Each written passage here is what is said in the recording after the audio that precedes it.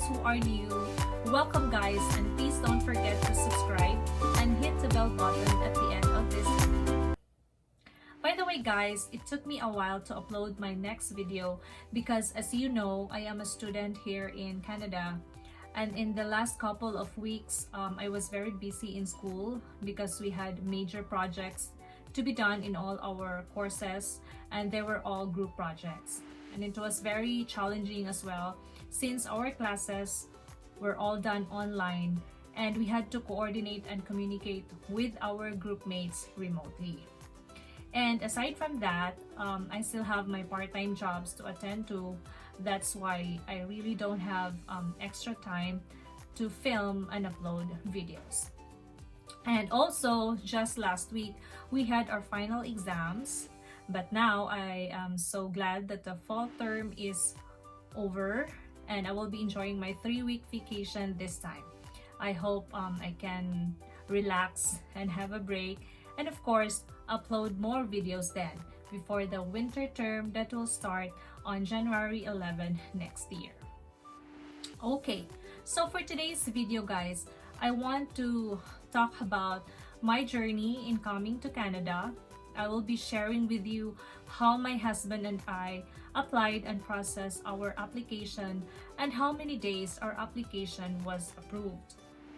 Okay, so to start with, actually there are a lot of ways to come to Canada.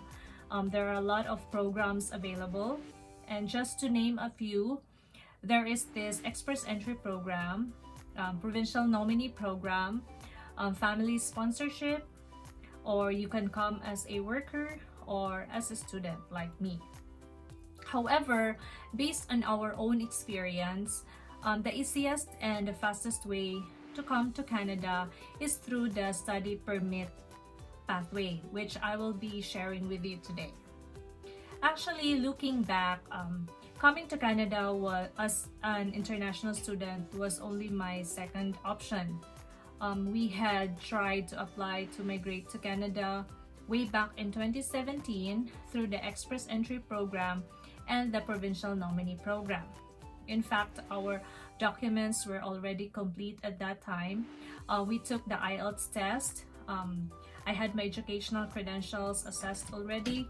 And I created my Express Entry profile and submitted it in the Express Entry pool. So to give you an idea guys about the Express Entry program, candidates are ranked in the pool using a points-based system called the Comprehensive Ranking System. They select the highest ranking candidates in the pool and invite them to apply for permanent residence. At that time, if I'm not mistaken, we had 345 CRS points. The CRS points will actually qualify you in both ways. Either a province will invite you and you will be given an additional 600 points, or you will be the one to choose the province that you like. If you reach the passing CRS points for the month, which at that time, if I'm not mistaken, were around 450 points or higher. But it changes like twice or thrice a month. So we waited that we'll be invited to apply, but then nothing happens. That's why we have tried to send as well an expression of interest in some provinces, and one of them was Prince Edward Island. And in fact, after 3 days, we got a reply from them that they invited us to submit a formal application and submit the necessary documents. So we secured all the documents or requirements needed and filled out the forms that they gave us. However, I think after a month, I got a reply from them saying that our application were declined for a reason that they had found out that I have 2 siblings living in another province. So I guess they believe that I will not stay in the province for good, and that there is a possibility that I will transfer to another province where my sisters are. That's why they denied our application. And so we kept on waiting and waiting until it came to a point that we thought that there is only a small chance or no chance at all. By the way, guys, you can apply and process your application either on your own or through a certain agency. But in our case, we processed our application with the help of an immigration consultant through a certain agency in Cebu. So they were the ones who encouraged us as well to apply in Canada through the student pathway instead if we want to be in Canada in less than a year. So you can always apply and process your application on your own or by yourself so that you can save money as well. But for us, since we have started our application with them already and we already paid for them, and there is no way that our money will be given back to us, so we just decided to proceed with our application with them. Okay, so what are the requirements for the student visa application? First of all, you need to secure a letter of acceptance from the chosen school. You have to take an IELTS test. You have to prepare a study plan. And you have also to prepare your personal documents such as your birth certificates, government IDs, including your passports. You have also to prepare your school credentials such as DOR and diploma. You should prepare your settlement funds or show money and your photos. So for the comprehensive list of requirements needed for the student visa application, I am planning to make a separate video for that, so don't you worry. So the first thing that I did was I looked for a school here in Canada. That school must be a designated learning institution.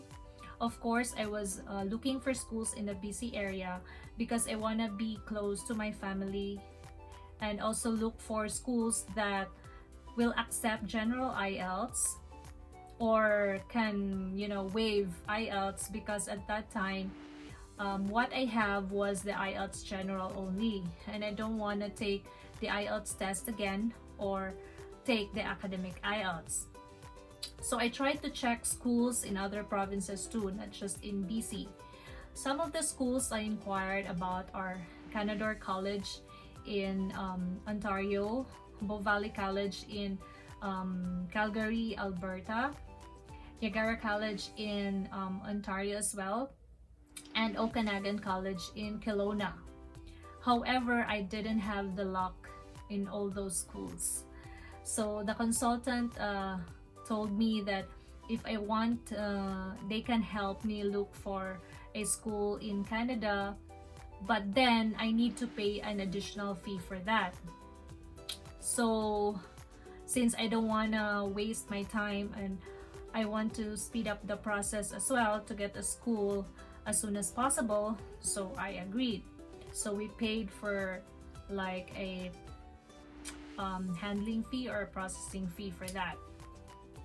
So I gave them my preferences and the program that I am planning to take, and let them look for the schools for me, and I just selected from the list that they had given me. So from the list of schools in BC, I didn't get a slot there in one of the school there since it is already full. So there is another school in Alberta that qualifies my preference. Of course, I tried to weigh the schools based on the tuition fees as well, because the tuition fees of international students are definitely higher compared with the tuition fees of the domestic students. So it is in fact triple. And also there are other schools that will require a 1 year, 1 full year tuition fee payment prior to the start of the class. And so the school that I chose is Olds College in Olds, Alberta, and the program that I took was business management, since it is somewhat related to my previous jobs. So the business management diploma program is a 2-year program. So in the first year, you need to take the business management certificate, and once you pass, you can proceed to the diploma, which is another year.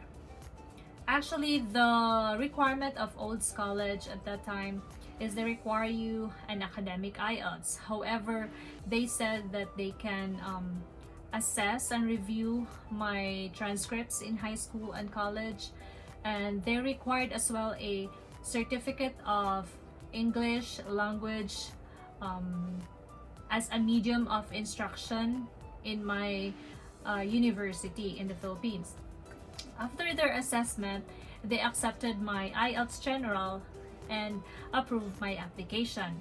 So I paid right away the application fee for Olds College and the tuition fee deposit.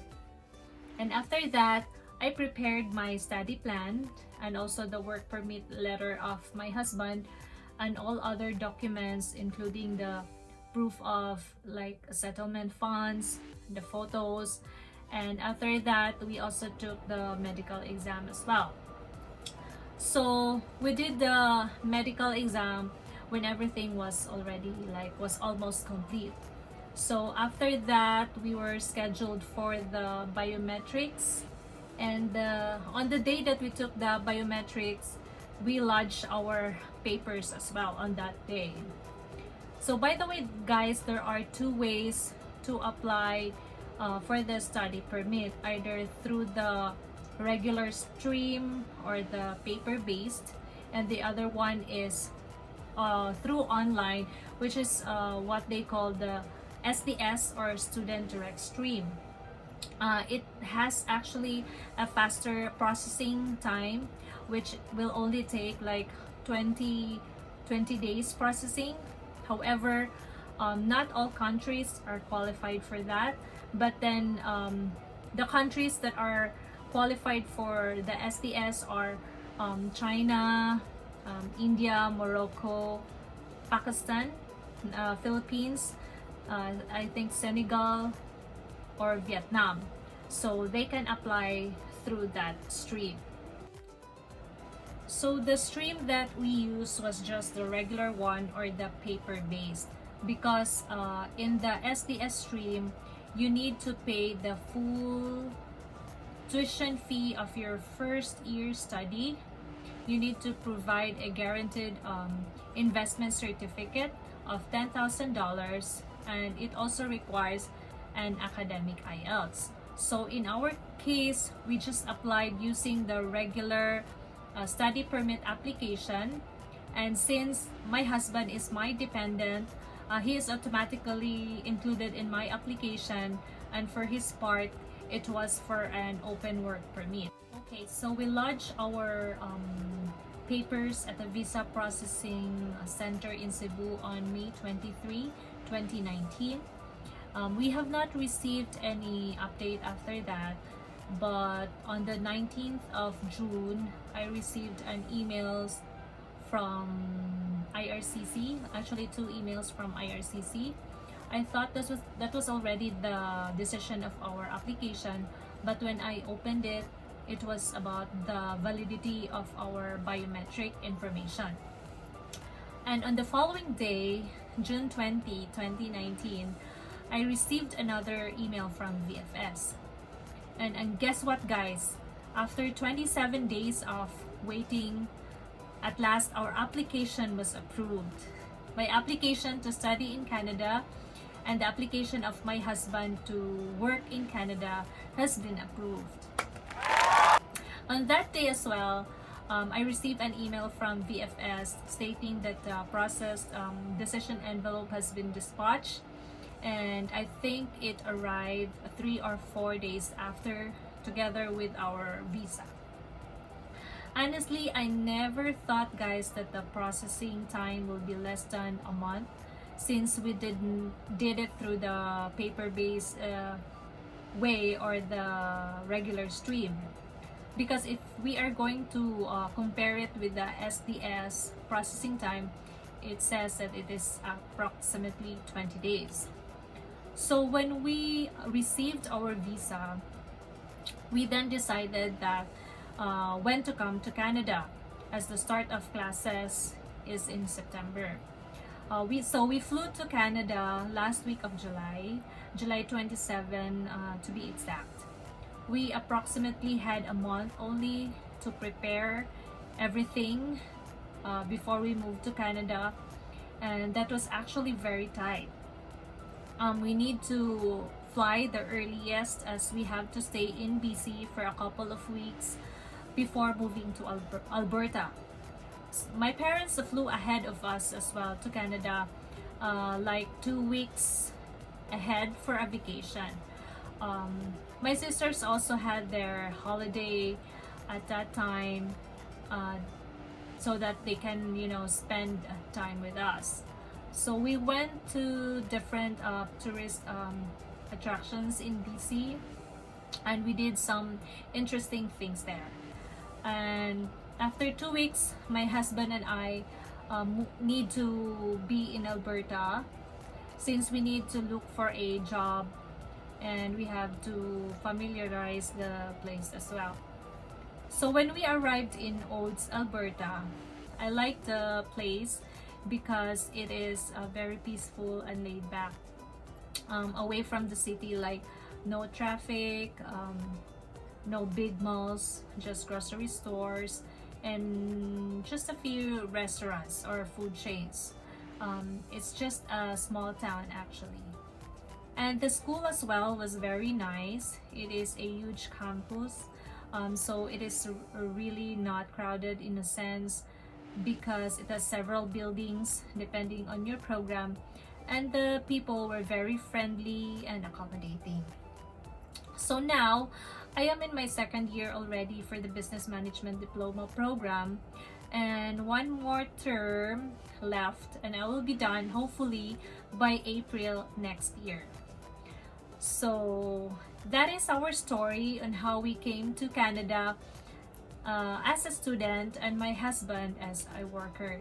So I hope, guys, you have an idea now, and I hope you also enjoyed my video. So I think that's it for today, guys, and I will be uploading more videos soon.